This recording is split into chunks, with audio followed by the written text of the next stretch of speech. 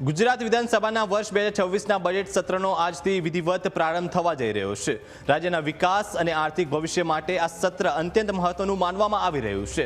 સત્રના પ્રથમ દિવસે જ રાજ્યપાલનું સંબોધન અને વિધાનસભાના ઉપાધ્યક્ષ પદની ચૂંટણીને પગલે રાજકીય ગરમાવો જોવા મળશે।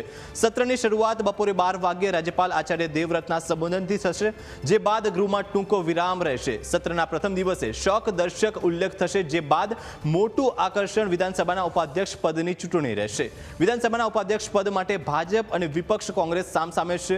કોંગ્રેસ તરફથી શૈલેષ પરમારે ઉમેદવારી નોંધાવી છે, જેનો પ્રસ્તાવ ધારાસભ્ય દિનેશ ઠાકોર રજૂ કરશે। બીજી તરફ ભાજપ તરફથી મંત્રી જીતુ વાઘાણી પુણેશ મોદીને ઉપાધ્યક્ષ તરીકે ચૂંટવા માટેનો પ્રસ્તાવ રજૂ કરશે।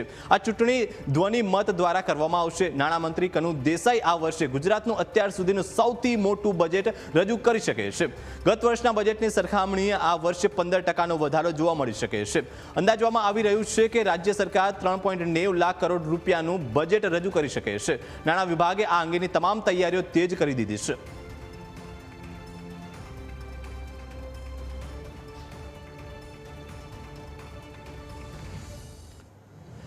ત્યારે બજેટ સત્રનો આજથી પ્રારંભ થશે, ત્યારે બજેટ સત્રમાં સૌથી મોટો જે ચર્ચામાં રહેશે એ મુદ્દો છે ઉપાધ્યક્ષની ચૂંટણી, જેમાં બંને પક્ષ દ્વારા પોતાના ઉમેદવારી રજૂ કરવામાં આવશે।